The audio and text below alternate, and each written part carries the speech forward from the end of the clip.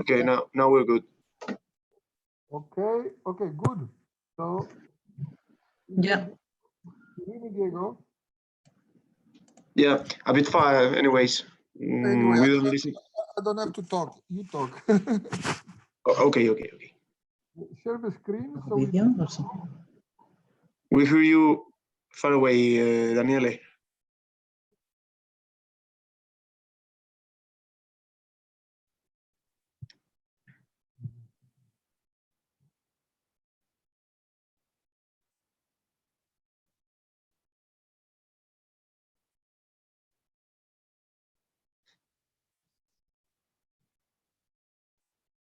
Ya estoy. Pero,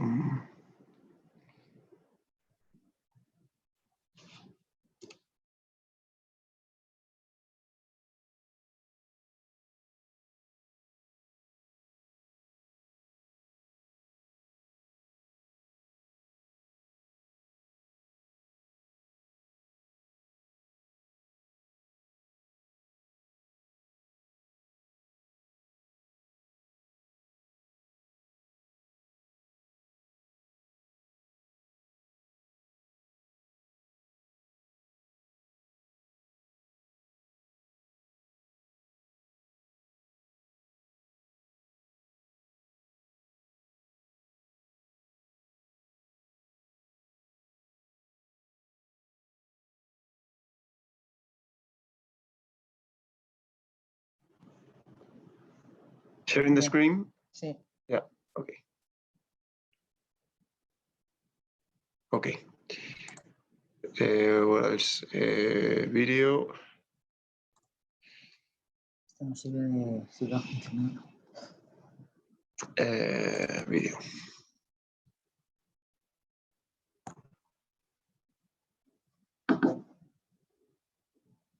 Yes, I can. Okay. El video no. Ya estamos. Pues peinado. Me veo despeinada. Como ayer me fui a dormir con el pelo mojado, pues estoy bastante despeinado.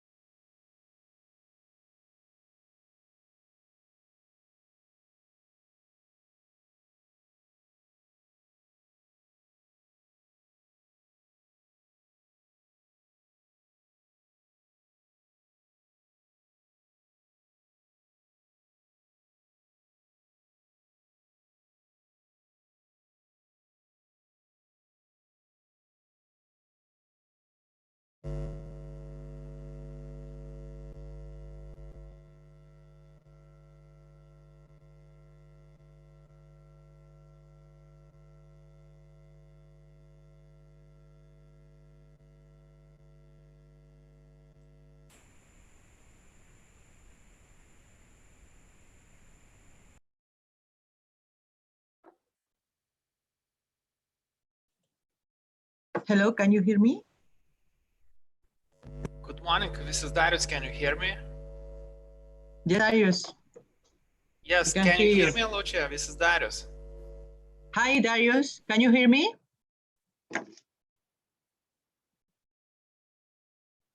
No. The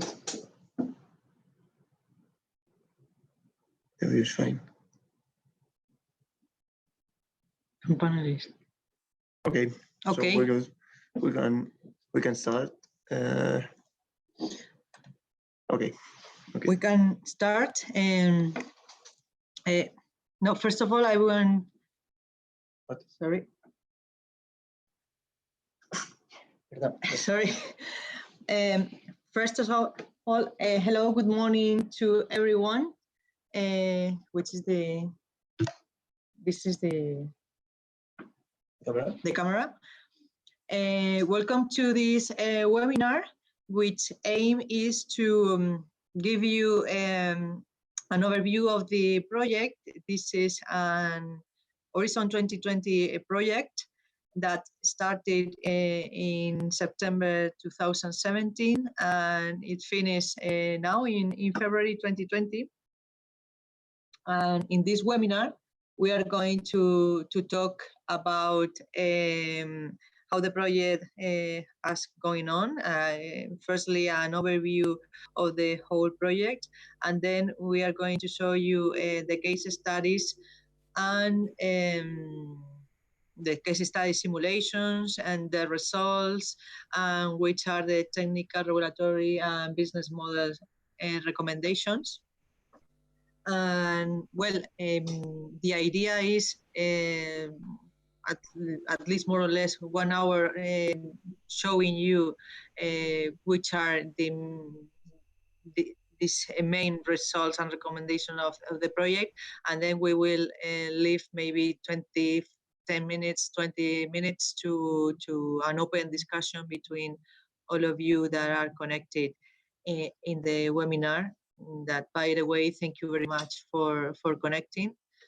And well, I am not going, not wasting more time. I'm going to start giving you an overview of the project. As I was telling, in this project, which title is Idistributed PV, it's founded by an Horizon 2020 project program, and here, and well, the idea is. I don't know if the screen is sharing okay. Can you see? Can you see the presentation? Yes, I can see. But what do you see? What do you see the presentation in full screen, or just the PowerPoint application? So It's PowerPoint application.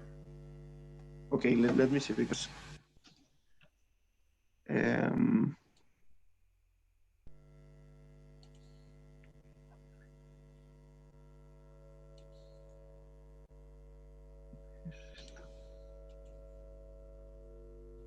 okay, let's try now. Again. Okay, now I think it's okay now. So, and the aim and the scope of the project is how to integrate in a massive way PV solar in the distribution grids, taking into account the monitoring, demand management, storage systems, and always following which are the prices of the electricity market. So the main structure that we have focused for how to integrate this quantity of solutions, first of all, we took a look at which were the regulatory framework and business environment in 14 European countries. And once we have this, we agreed in which were the solutions that we were going to analyze in the simulations. when we have this, we also agree which were going to be the KPIs, the technical KPIs that we were going to analyze also with the introduction details that we put in the simulation tool. So which KPIs, above all technical and economical ones, we were going to analyze, also environmental ones. Then we developed a very huge simulation tool and start making the simulations. And when we have the solutions of the simulations, then we analyze and propose business models and technical and regulatory recommendations. Those are the main steps that we have followed within the development of the project. And also saying that we are 12 members of the consortium in a very, very high level, representing 6 European countries: Spain, Poland, Germany, Greece, Lithuania, and Italy. And we have, well, we three are very, very important entities, consultancy, which are Deloitte and Navarrecon, DSOs as Enea and Edno, Enea from Poland, Edno from Greece, APA, which is Spanish Spanish Renewable Companies Association. We also have manufacturers as Exide for storage systems, or Coastal for inverters. We also have very huge researchers as Fraunhofer ISE and institutes like IEN in Poland, ICC-N2A for Greece, and LEI from Lithuania. So these are the 12 members that have worked very hard within these 30 months in order to develop this challenging project. Okay, why this project? Because we deeply believe that we were in a very good moment. The PV technology decreased its cost quite in a quite important way. In the last 10 years, we have decreased, or the technology have decreased the cost by almost 90%. So we really have a very competitive LCOE compared with other traditional technologies. And also the technical part, we have had really a good improvement in monitoring solutions and enhancement of the technology characteristics. So really, as you will see with the results, we have with the distributed generation and integrated local energy systems are really an affordable solutions. Well, another important part of this project, we also took into account the role of the prosumer. A prosumer is those of us that are citizens. We can be consumers that generate our own electricity. In this case, and for this project, the energy comes from PV, and in order to attend the demand. So the prosumer, depending on the price signals, can self-consuming the energy that produces, storage it, surpluses, or feed it into the grid, export it to the system if have enough energy, doesn't consume it, and export it to the grid. One of the things that we have reached as a conclusion is as much energy as you self-consume, your savings are higher. So it's better to self-consume energy than to feed it into the system. So this is the role of the prosumer, which is a really important one for the development of the project. So as I was telling you, one of the important thing is that we, all the consortium members, agree which of the solutions what we wanted to analyze, and which were the one that we identified. We identified 8 solutions for making the simulation that are case studies, and they are mainly the difference are mainly who is the investor, who is the operator, and who is the consumer. As you can see there, the solutions identified were 8, mainly 8, homeowner, single family house, company as investor, and in these solutions, we identify also some sub-solutions, which they have also the same investor, operator, and consumer, but they have slightly differences between technical characteristics, economic characteristics, the load profiles, or differences in the price of the electricity. So as you can see, in some of the solutions, we have some sub-solutions that we have also identify in the solution. So for example, as company as investor can be an office building, hotel or supermarket or a farm.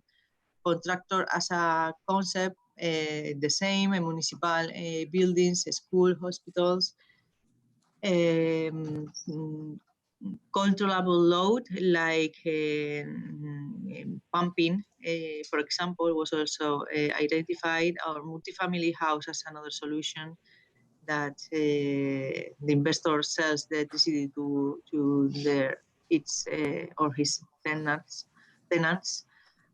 Also, we have studied the community storage. So we share storage, which also as we increase the amount of storage systems, the costs are less than having an individual storage. And also the last one was a virtual power plant. And this one is not really very spread in the European countries. We have some pilot examples, but in fact, we believe that this kind of solution of virtual power plants will be very implemented within the following years. So once we have the solutions identified, we create a simulation tool, which is a very, very high and strong simulation tool. It is programmed in MATLAB and can take even 10 years of data from the historic, for example, for irradiation. And with this, we apply the Monte Carlo statistics, and we can simulate energy flows and self-consumption. And we also evaluate the economic viability. Also, with this simulation tool, we analyze the technical impact of the self-consumption installations in the net. For example, for voltage, frequency, and circuit loads. Also, this simulation tool, let's say, we can say it's a kind of intelligent that makes the algorithm until the following 24 hours, and can forecast us if it is better to storage, or it is better to sell it to the grid, or self-consuming. So it's quite an important simulation tool, which is not in his long version, but you can find it in our website, which is www.idistributedpv.eu. You can download it, and it's in an easier version, but if you have any consultancy or whatever, you can contact us, and we can provide you with information. Okay, so once we have this integration approach, the demand solar PV batteries, all the technical details, we will have to find affordable business models with optimal sizing of solar PV equipment and storage devices according to the consumption partners and radiation profile of the places that we are going to make the simulation. We have also make an curious, at least, study regarding the impact of this self-consumption when we introduce it in the distribution grid, which is the impact on the price of the market, of the electricity market price. It's also an important study that we have done. Well, and the solution on the electricity system reliability, the statistics and dynamics assessment also has been done. And well, once we have this, we've done the recommendation, business models, and regulatory and technical recommendation. And with all this, the simulation and the case studies have been done in 5 distribution grids of 5 countries with real data. And these 5 countries and 5 distribution grids are from Greece, Poland, Lithuania, Germany, and Spain. So as you can see, in these 5 distribution grids, and the idiosyncrasy is different. And the good things of the simulation tool is that in the simulation tool can be gathered all these differences that can have these 5 distribution grids. For example, some of them have a net metering, others no, or others have different 5, even up to 6 different electric tariffs, whatever. So these characteristics of each distribution grids can be included in the simulation tool. And well, more than 80 case studies have been studied with battery, no battery, and different types of power of the battery, etc. And in different with this different winter week, summer week. So one of the main 4 results that we have see is that these solutions are an economic and affordable solutions with internal rates of returns in most of the cases higher than 7%, and in some countries like those which are in the south of Europe, and the IRR even higher than 10%. So it's really a good solution and very, very interesting. Also, we have seen that depending on the consumption profile, we have reached even the 60% of self-sufficiency in the case studies. So it's quite high. Also, it's more effective self-consuming than exporting to the market. This is what I said before, that you get much more savings for self-consuming than in selling the surplus of the energy to the grid.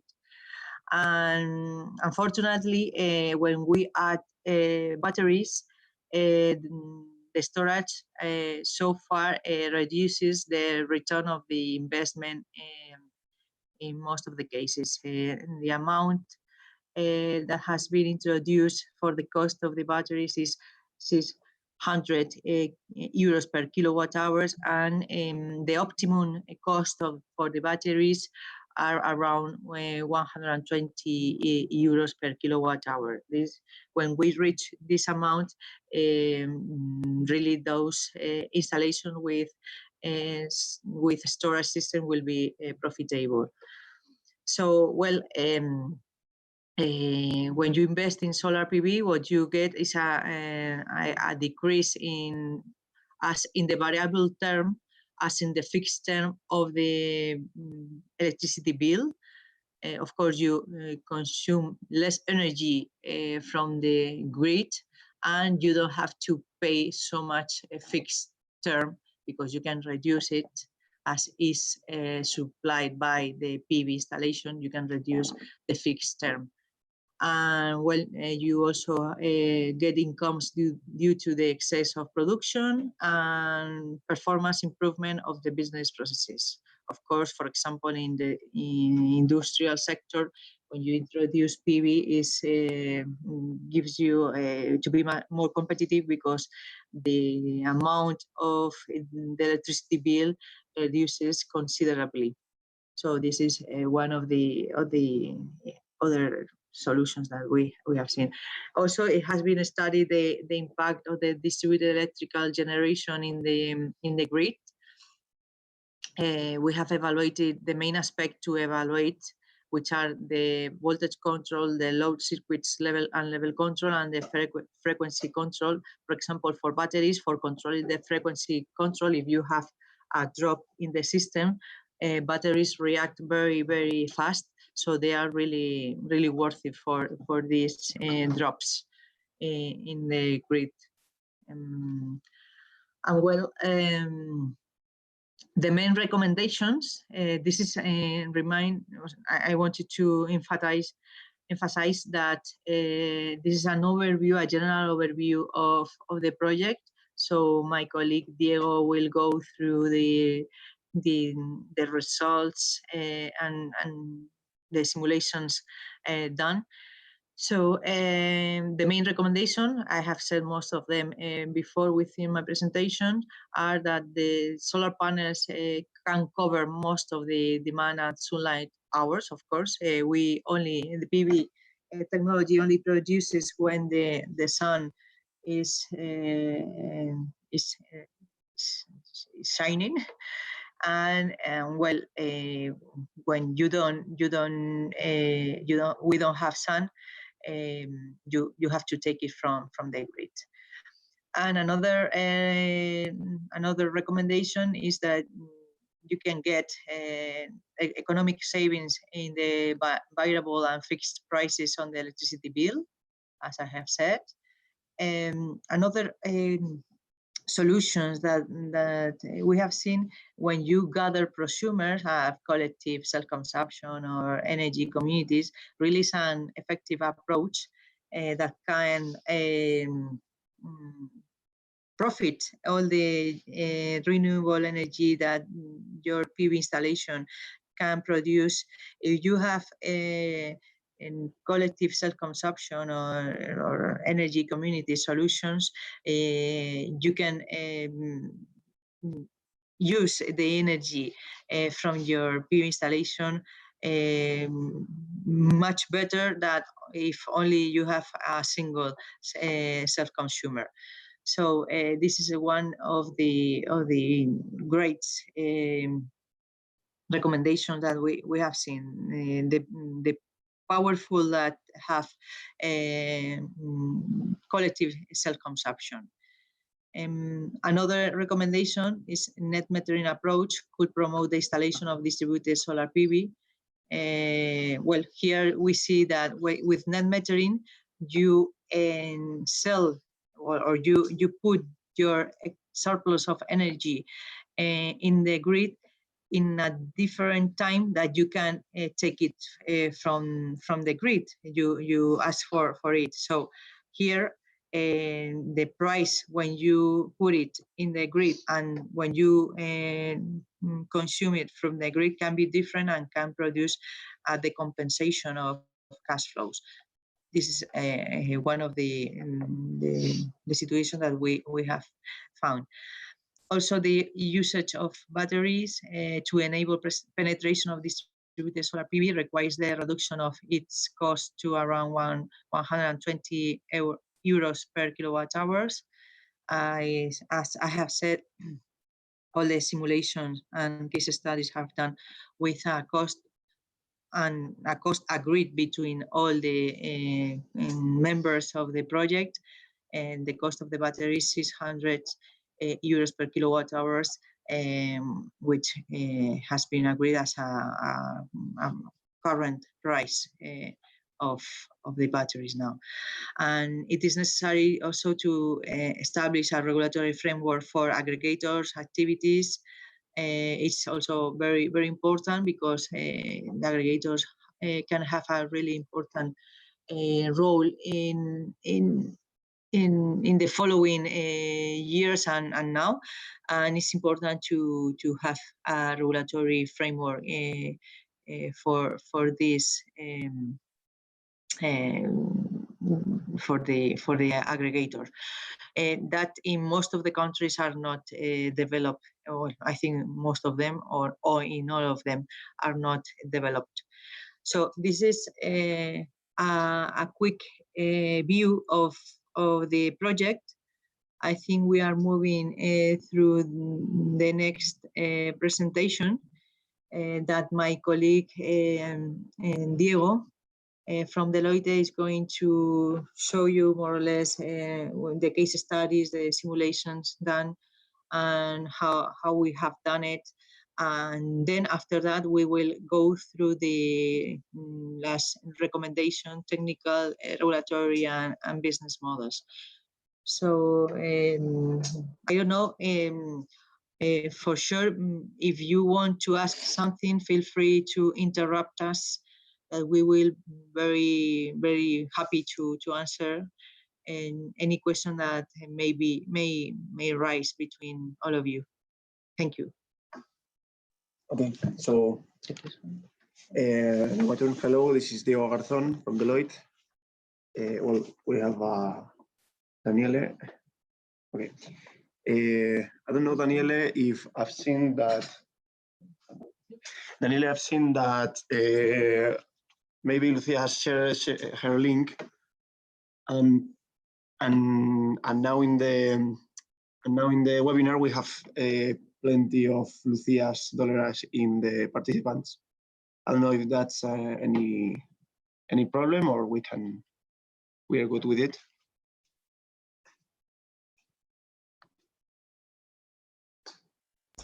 Well, anyways, yep. Okay, so we're good. So let's start. Thank you first, Lucia, for your introduction. You've said that it was very quick, but it's been quite deep, and I think I'm going to go over your presentation and give some details about the case studies with Develop, the simulations, the process, and some results we reached. So, as Lucia said, well, first we have a big effort in this project was to create these recommendations. Finally, create these recommendations and ensure an effective integration of solar PV distributed generation in the grids in Europe. So our scope was to make simulations or make a system to establish some KPIs, indicators of the performance of these solutions related to every kind of prosumer that Lucia has introduced before. So first we have a demand, we have the production, the solar PV production, and we include batteries. Also, we have some studies with demand management. Let's say, for example, take some of the consumption in the night. Mostly this case was for companies that have moved previously some workforce to the night because of the low prices, and that now with a solution like this, these companies can take this consumption back to the daylight hours, where they have PV production. So in these simulations, we aim to get an optimal sizing of the equipment, of solar PV equipment and storage, because we do think that these installations should not be oversized to get a good performance in terms of economic and what we call technical, but it's in the end is energy flows within the grid and within the prosumers facilities. Also, apart from the simulations on the prosumers operation and the PV installations, we have produced a short report on the impact of the solar PV distributed generation on the wholesale market price for in Spain and Germany. We will see it a bit later. And we have also developed another report on the impact of these prosumer solutions in the electricity system reliability. Sorry, both static and dynamic assessments with power flow softwares like PSSE. That's official software for this kind of assessments. Besides, these tests have been developed in our members' countries to share different opinions, see different points of view, different frameworks in the simulations. Greece, Poland, Lithuania, Germany, and Spain, as you can see. So what we do, well, Lucia has already talked about it, but we developed this software in MATLAB. We start developing it for Deloitte developed it with the assessment of the rest of the partners. We start with the tool aimed for the Spanish framework. We have the sun tax, the so-called sun tax, for example. We have some other taxes, other tolls that we consider. For example, in the case of Poland, Lithuania, and Greece, they don't have this compensation system that we have. It's changing along the project. The frameworks have changed along Europe, but for example, in these countries, they have net metering or net balance, and the tool was adapted to comply with their frameworks too. The simulation was as it's displayed here. We have a consumption that we took from the electricity system, the DSO. We import and also export in some cases where we can reach get some benefits also. So we get electricity, we export electricity, and therefore we obtain savings or obtain benefits. Well, this has been already shown, the case studies. We developed a bunch of case studies to get all the sensibilities in these frameworks, different type of demands, different type of prosumers, different tariff systems, etc. And also different, of course, different equipments. So going now to see some figures of these case studies. For example, in the case of our residential, we can see up in the screen on the left, we see the demand of a household in a week of in winter, in January. And we have attached to it a 3 kilowatts production, a 3 kilowatts installation, PV installation. On the bottom of the slide, we can see the same house with the same demand, but in summer, the results in summer. We can see how we studied how these changes in the radiation affected the installation and the performance of the investment. And we can see in the right part in the graphic the IRR we have, for example, for the residential, that without batteries we reach very high IRR if we properly size the installation. If we have much power installed, we start exporting many kilowatts to the grid. So we didn't get much benefit from it, instead of getting it from self-consumption. That is the most profitable way of using this energy. Paybacks. Sorry, I've said three. Well, payback in this case was 5.7 years of the installation to get this payback, and taking into account that the installation can last more than 20 years, more than 25 easily. Well, this is another case. The school. We see before that for a household we have a more or less stable consumption all along the weeks, but in the case of a school we have drops in the consumption on weekends and also on summer holidays, and we have to see how to manage these excesses. For example, we use batteries. Here in the graphics, you can see that when we reach some power capacity, the batteries start to be more profitable. Never as profitable as the PV panels by themselves, but we were supposing a price of 600 euros per kilowatt that, as our experts and manufacturers advise us to introduce in the simulations, but we expect that this price starts declining by means of more demand of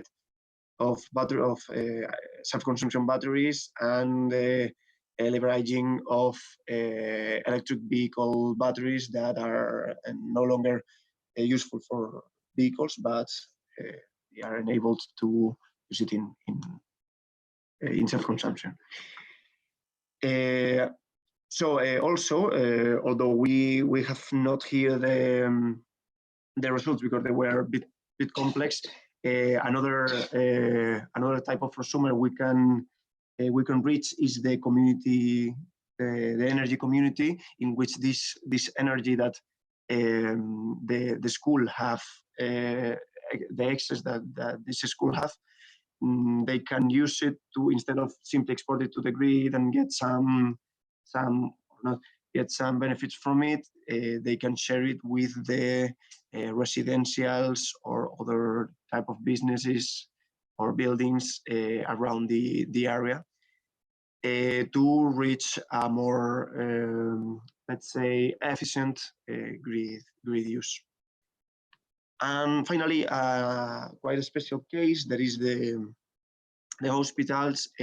Hospitals have a quite large consumption all along the years, more or less stable, and the rooftops didn't get to, the rooftop is not has not enough size to reach to install all the capacity to, let's say, to get excesses for it. Therefore, there are no excess no injection to the grid. All the energy produced is self-consumed, and then the profitability is very, very high. As you can see, around 20%, and even installing megawatts, we didn't get to low this investment, this return of investment. So more or less, this is all about case studies. We haven't talked about some interesting cases we have, like the controllable load that we link to a electric vehicle or the multifamily house. But of course, you can go to our website and check our reports that are very interesting, and there you can see in more detail these other solutions. About what we said before, the impact on the distributed solar PV wholesale market, I'll be fast with it. We studied in Germany and in the Spanish pool, and we can see that by two means, over two effects, the prices in the spot price, the spot prices were reduced thanks to the distributed generation. First, because we get less demand in the system because of the self-consumption, and also because the energy surplus are injected to the grid, and we get more energy in the grid in the system at very low prices. Moving to the next assessment, the impact on the distributed solar PV system, the impact on the system, on the grid systems. Lucia has introduced it before. We make make an assessment on the voltage control, the frequency control, and the load of circuits. By doing these studies with power flow softwares, and quickly we can see the results we obtain about the voltage control. We get a reduction of the volatility with reference to the voltage the nominal voltage. We can see an evolution in the right side of the screen. Basically, in the reduction of losses in the transmission and distribution grid makes the energy system more efficient, as long as this energy, this injection of the distributed generation doesn't, let's say, jump from the distribution grid to the transmission to the transport grids. There in this case we will see an increment of the losses in the grid. But the other way, if the injection of this energy remains on the distribution grids, we can see a good and efficient lower losses. What else? Of course, we don't need to move energy from the big energy central production centrals along the system. We have more energy localized next to the consumption. We reduce the loads of the circuits of the systems. In the case of Spain, for example, we have a very released transmission system, but in other countries where these grids are more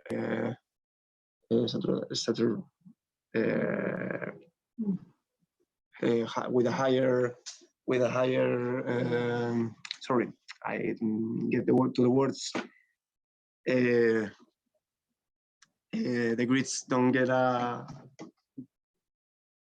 sorry.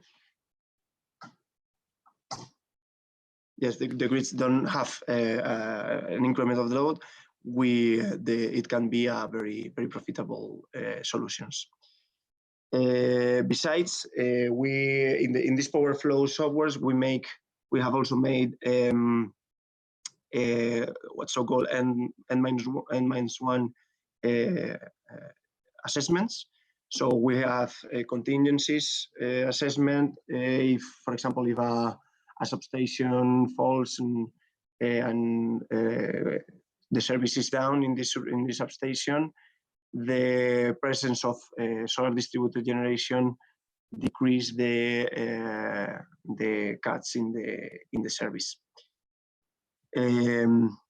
Finally, the downwards on this on the solutions of the distributed solar PV is that the frequency due to the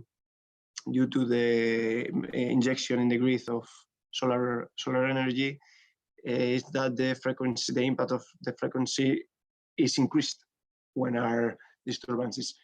Anyways, by the inclusion of batteries, we can mitigate this impact. Well, this is all from my side. Lucia has to leave for a second, but I think we can move to the next to the recommendations part. Anyways, any doubts, any comments you want to make?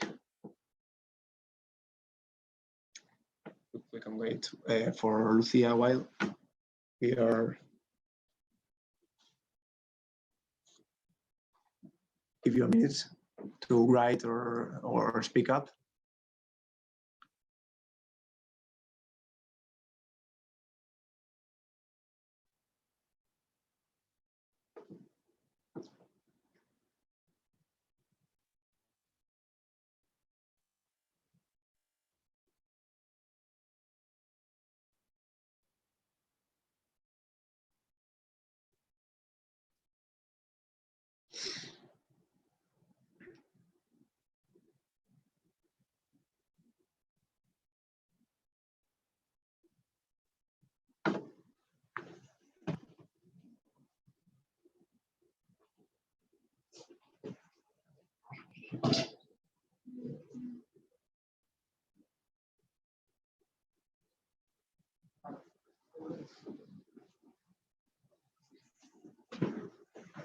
Okay, so well, Lucia has already arrived, and we can move to the next part. That is the business. Well, the recommendations. I don't know. Shall we start from with your recommendations, the regulatory, or with the Lucia? Just maybe for giving you some brief. Okay, perfect. And I can start with the. Well, at the end, you will see not only the regulatory, also the technical and the technical and the business model, which are mainly focusing in different possibilities of self-consumption, the energy communities, and well, also the role of the DSOs also are important. But well, in order to give Diego a kind of brief, I can start with the regulatory recommendations, which we thought how we can start making these regulatory recommendations. So what we believe it was interesting to make a first using or one of our first deliverables that we analyze which are the regulatory barriers in 14 European countries. With this study, we analyzed which one they were in common, and we, after these barriers, we said that which recommendation would be interesting to include in most of the countries, at least in the EU countries. So the 14 countries that we studied their regulations regarding self-consumption were Czech Republic, Germany, Greece, Spain, France, Italy, Cyprus, Lithuania, Latvia, Estonia, Poland, Portugal, Sweden, and the UK, United Kingdom. So the frequent barriers that we identified in these 14 countries were and the frequent changes in law retroactivity. This is one of the fears that in some countries, for example, in Spain, Austria also has suffered, not now, but in some years ago, that it was difficult to face. And the impact that has in the investors and in the people to invest in these installations within a strong regulatory framework, and it doesn't make any sense to invest for them. So I highlight the importance of the avoiding retroactivity in the law. Also, the interpretative uncertainties related to newly introduced regulations. Sometimes maybe a lawyer write these laws, and a lot of people read these laws and maybe are technical or economical one or these things, and if they are not clear and simple written, can produce different interpretations, and this is another point that has to be solved. Another barrier identified was the absence or difficult precise information, clarity on the regulatory and technical tests related to the connection of the photovoltaic installations. Also the connection and the grid access, etc., is a kind of nightmare in some countries, and not only for the technical people that attend your grid access and connection application, but also in the regulation. We also identified the lack of regulation for energy communities, for collective self-consumption, demand aggregator, etc. And lack of transparency of policy and legislation, lack of dedicated institution, transparency procedures, and long and unjustified periods to obtain authorizations. It's important that in the law, every step that has to be followed and the entity that has to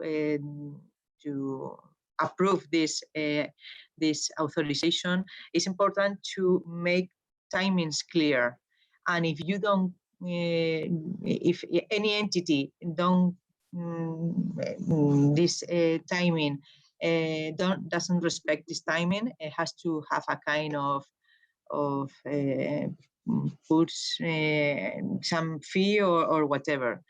Also, high cost to obtain authorizations, and sometimes are not clear. In the cost, suddenly the technical people says you have to pay this, and where is it? Because I didn't see it before in any document, etc. So this is also another issue to overcome. Also, it's necessary to have a regulatory framework in the for the storage systems, and well, also important things. What, for example, in Spain, that we have 17 regional governments. So if you go to apply for the authorization of one PV installation in one region, and then you go to another, so the papers that they ask and the steps are different. So an harmonization of the steps to follow will be it would be great in order to shorten the times for doing this. Well, some not technical but social obstacles.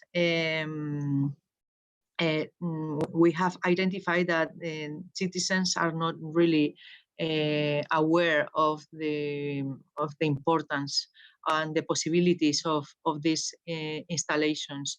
Sometimes they don't know, or they also believe that they are expensive, or something like this. So we think that it's important to have dissemination campaigns in order to attract the citizens and to let them know and let them to be aware that they are part of this energy transition, and they can have a really active role in this energy transition.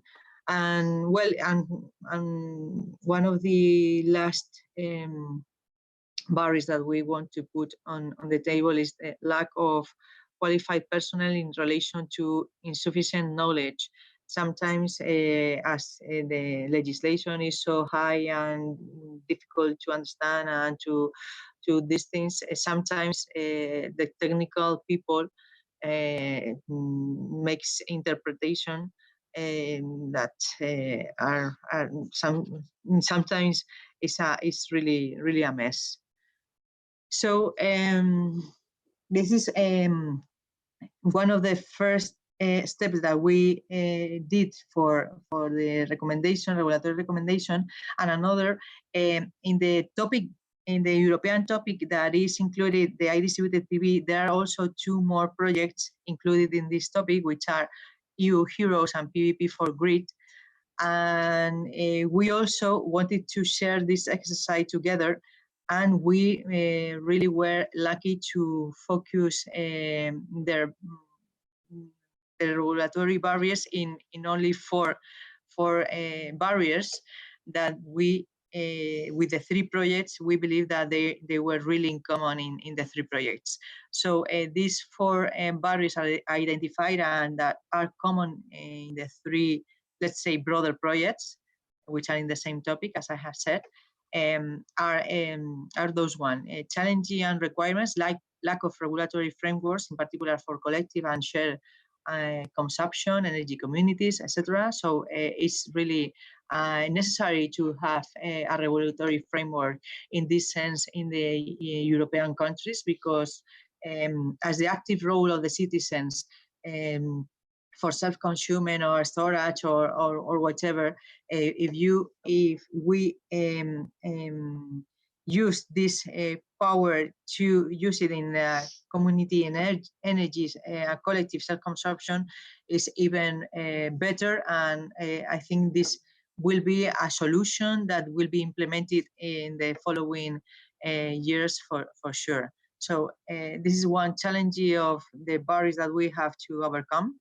Also, legal requirements when prosumer wish to sell the excess electricity, such as getting a supplier license. In some countries, even if you want to put in the grid a watt hour, you have to have a license, and it makes no sense, and these things. So it's important for those self-consumers that don't consume some excess of the energy. So the feeding of this surplus to the grid has to be easy and fast and without any license and these things, or make it as simple as possible.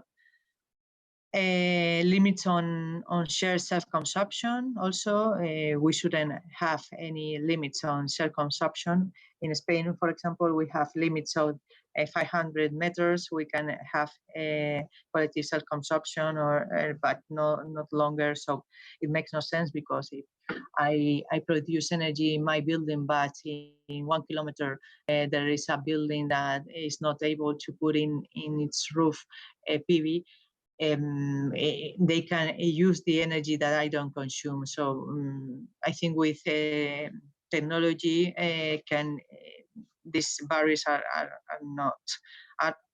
really no sense. And also, one of the last that I insisted in my previous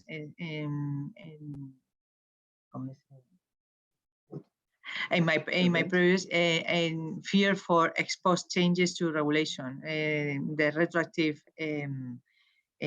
problems of the changes, the rules in the middle of the play are very important barriers that we have to avoid in every case.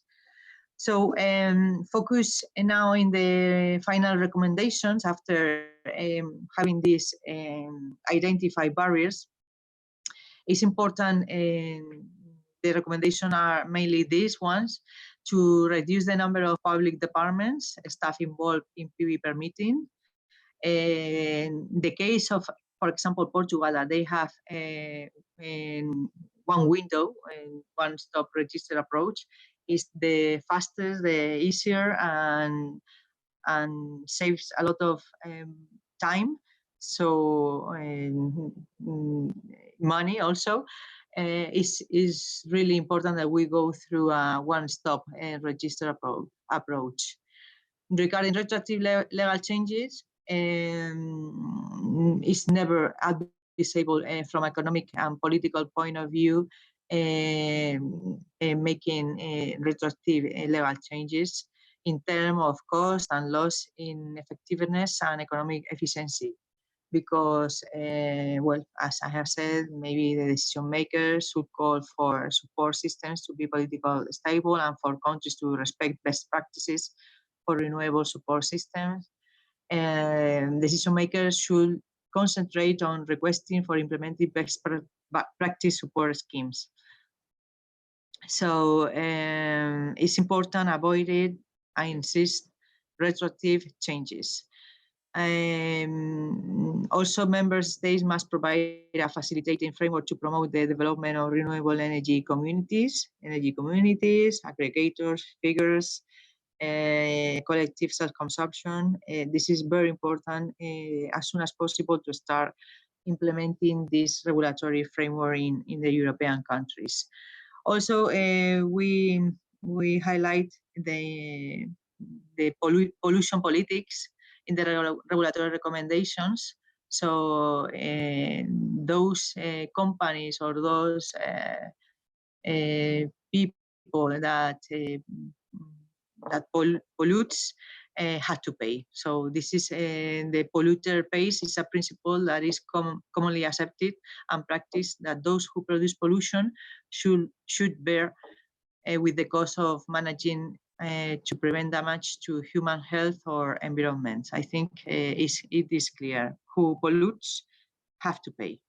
And also it's important, electricity storage is critical to have a framework that supports storage. And maybe that now we don't have a competitive price in the storage systems. Maybe we should have a kind of support for those installations that include storage systems to have a kind of support to make the storage systems or devices follow the curve, the learning curve. Okay, and well, this is in general, governments should send clear signals that future policy will be designed to facilitate a flexible zero carbon energy future. This is one of the main points to start with. Regulatory and legal stability is the key importance for all investors, uncertainty and condition of support in the coming years, as well as decision of financial institution granting loans to solar PV installation and frequent changes in the law significantly increases the risk in implementing long-term development strategy and hamper its development. Of course, if investors see any risk of legal changes, for sure they won't invest in that country. And this is really a pity, because we have said the technology is really competitive, and it's important to have a stable regulatory system and laws. Regulators need a clear mandate to treat carbon emission reduction as an equal priority alongside security of supply and energy consumer protection. Of course, this is also important. Also, member states need to ensure the best possible transportation of new European Union rules regarding active consumers and renewable safe consumer in the individual and collective, community level, etc. I have said it sometimes before. It's important to enable selling excess electricity without supplier license or registration. I said sometimes it makes no sense, above all for small or self-consuming installations, that the surplus of energy has to have any license or whatever. That makes no sense at all. allow virtual and collective self-consumption with virtual meter points, like in Greece already does in Wallonia, and that is currently planning to do, and with no limit of capacity installed, like Meterstrom modeling in Germany. Also, another recommendation is allow that new multifamily house can install PV plants in their roofs or share for self-consumption when majority of the household consumer agree with it. For example, 2 above 3 parts, without being necessary to reach the consensus of all the household or consumer or whatever. So we have to see in some countries the building law and the technical edification law, in order, well, when all these possibilities for collective self-consumption can be more set in our countries. The horizon law has to be checked in some of them, because not with all the majority makes no sense. Just maybe with those who 2 above 3 or whatever can be build a PV installation in a multi apartment building. So this is another issue that has to be checked. And well, some best practices, for example, in Spain and Netherlands, putting as an example, for example, in Spain, new regulatory framework for self-consumption expected to promote shared self-consumption of electricity. Why, for example, collective self-consumption, and we are moving also not only static, which is currently possible to install, but also dynamic collective self-consumption. And well, what is pending and it's on the table of the government is the energy communities. They are very aware of this. We are still pending of it, but there are some projects. One is IREA, working on it with pilot projects in Spain. And in the case of Netherlands, they are going to move to a unique law that gathers electricity and gas. And this is very useful because you don't have to check a lot of different laws to see what's going on for some details to another. So they gather these 2 important laws in one. The use of synergies is really important for coupling the electricity and gas sectors. In terms of PV, this could lead to enable the transformation and storage for the sales of electricity in gaseous forms. So those are the main regulatory recommendations that we have identified.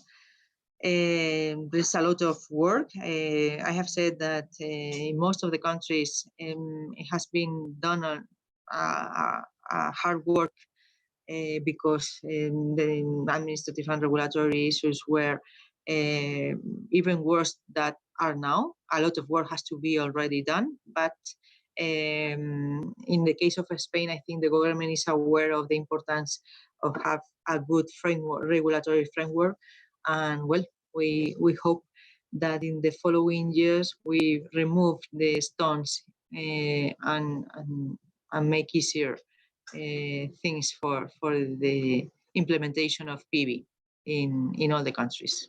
Thank you. If you have any questions, I'm really pleased to answer them. Thank you. I think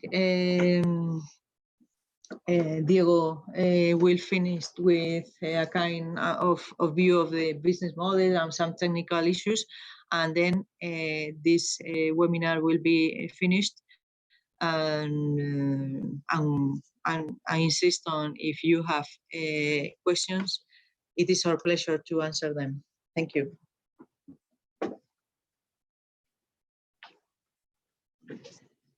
Okay, thank you, Lucia, for your explanation on the regulatory barriers and recommendations. Now we're moving to the business and management models, business and management models recommendations. So we're gonna go through it, give it a quick look. Basically, we reached some conclusions and we developed these recommendations based on the simulation of the case studies. Our panel of experts questions to our stakeholders and related experts from our consortiums. And well, we have divided these recommendations in five topics. There's the residential consumer, the industrial consumer, energy communities, electricity aggregator, and the distribution system operator. So starting with the residential consumer, well, we set a main role for each energy system player. In this case, the residential consumer has mainly to become a PV prosumer and start participating in this transition to a greener and more sustainable energy systems. Which are the main business model recommendations for a residential consumer? Well, when becoming a PV prosumer, this residential player should size properly the PV installation to avoid these profitability losses. These residential consumers, as their consumption is not as higher as a company could be, or a grid building with a larger consumption or larger electricity demand, they are shorter in the capacity of absorbing this energy generation, and to reach some attractive profitabilities, we recommend to get size properly these PV installations. Therefore, what we try to recommend is to this residential consumer to self-consume most of the energy and to avoid making use of the grid in injecting or generating surplus to it. Residential consumers in their daily activity, we guess that residential consumer has the potential to make some change in the consumption habits, like the household appliances, like washing machines and cooking, that can be, or even heating, if it's by means of electricity, can be moved from the non-production hours to the solar PV daylight hours, and therefore get a higher self-consumption level.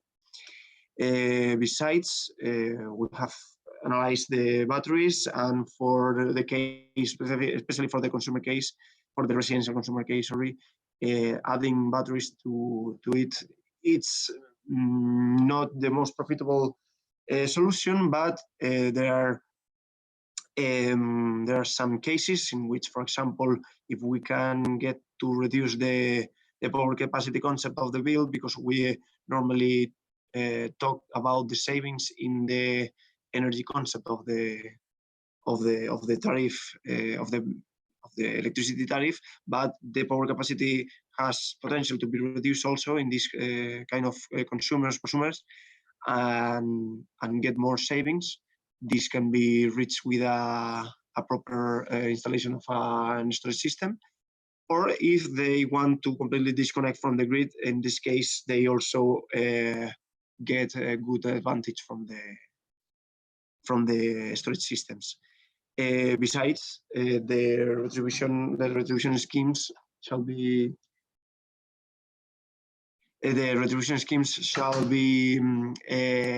applied in these residential consumers. We have all along Europe, we have multiple schemes. We have talked about the net metering, but we consider that it's very profitable for the prosumer, but not that much for the grid.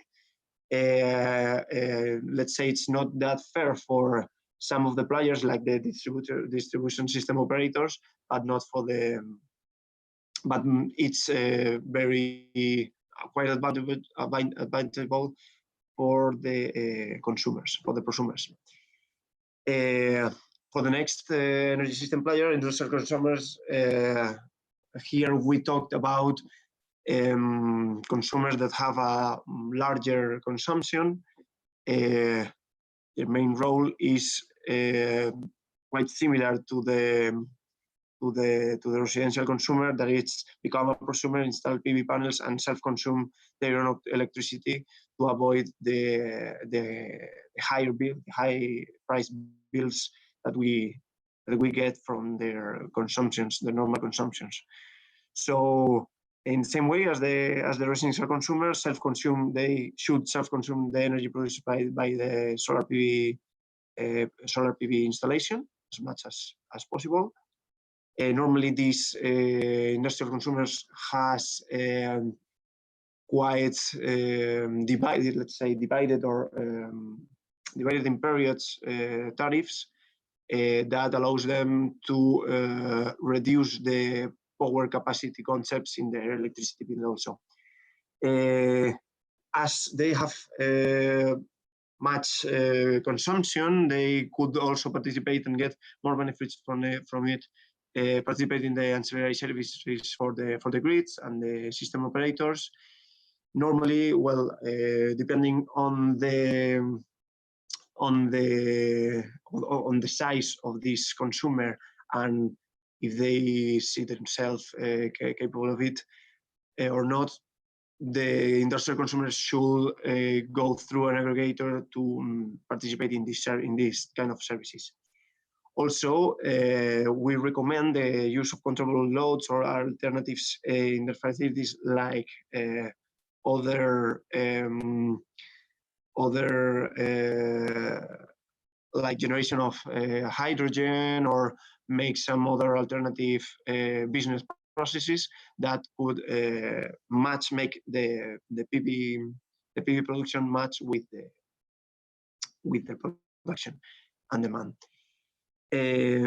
Finally, in terms of companies, the fact of having solar panels is potentially can enhance this reputation of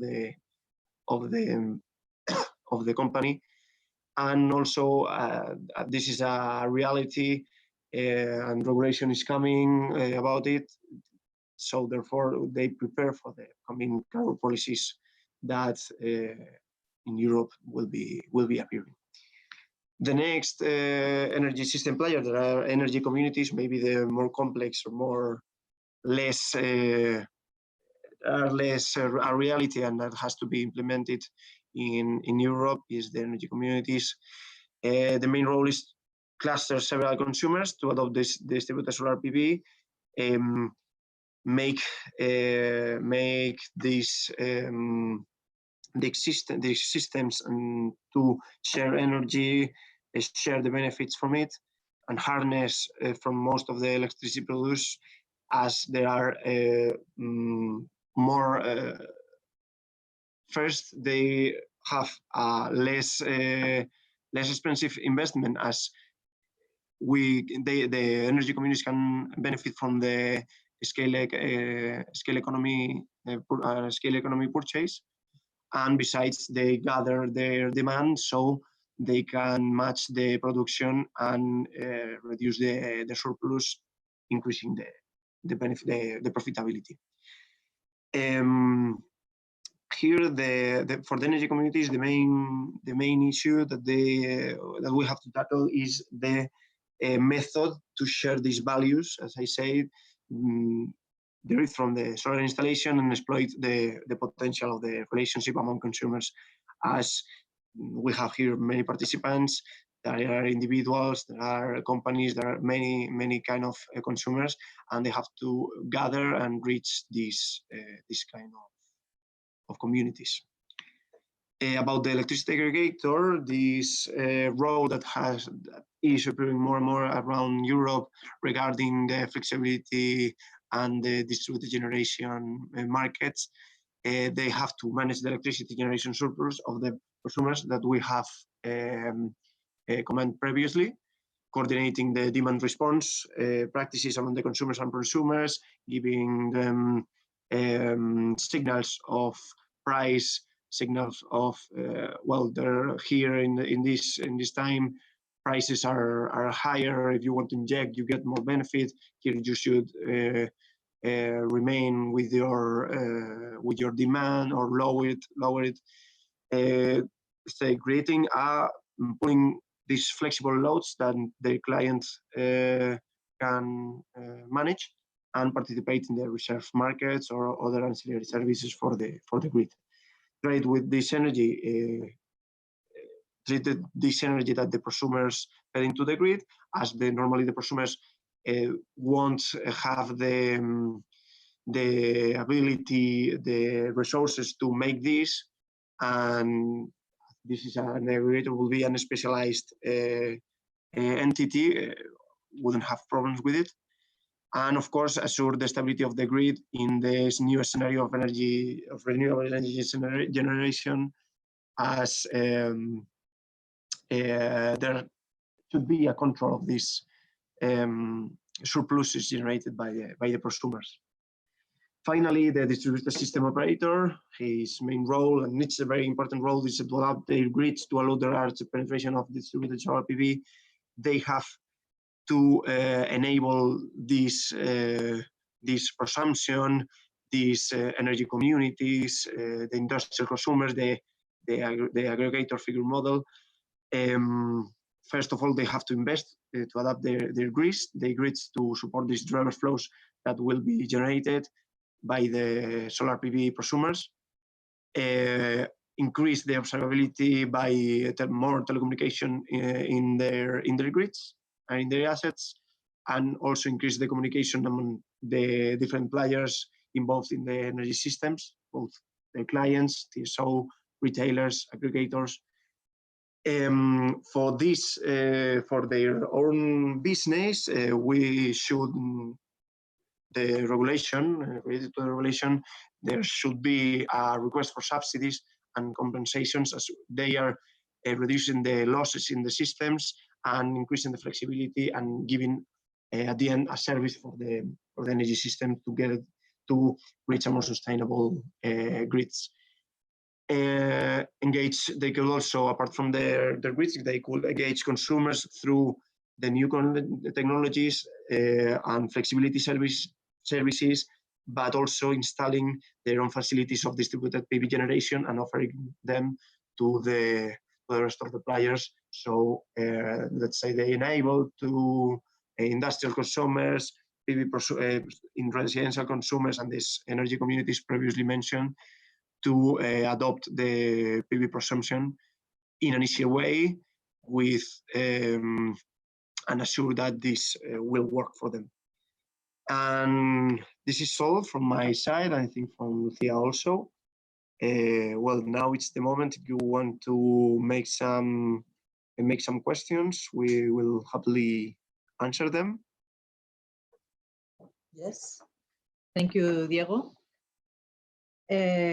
Well, take into account that it's a very long project, and we try to explain more or less the main steps and the scope and the recommendations, etc., that we have in the project.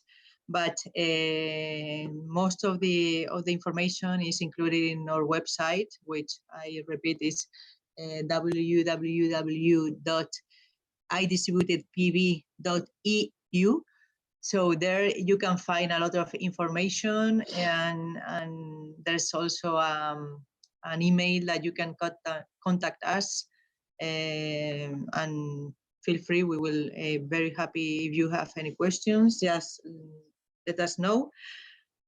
Let's see. No questions, I think. Any questions? No, it seems no. So thank you very much for your time. Hope to see you in other webinars or conferences. and have a great day. Thank you very much for joining us.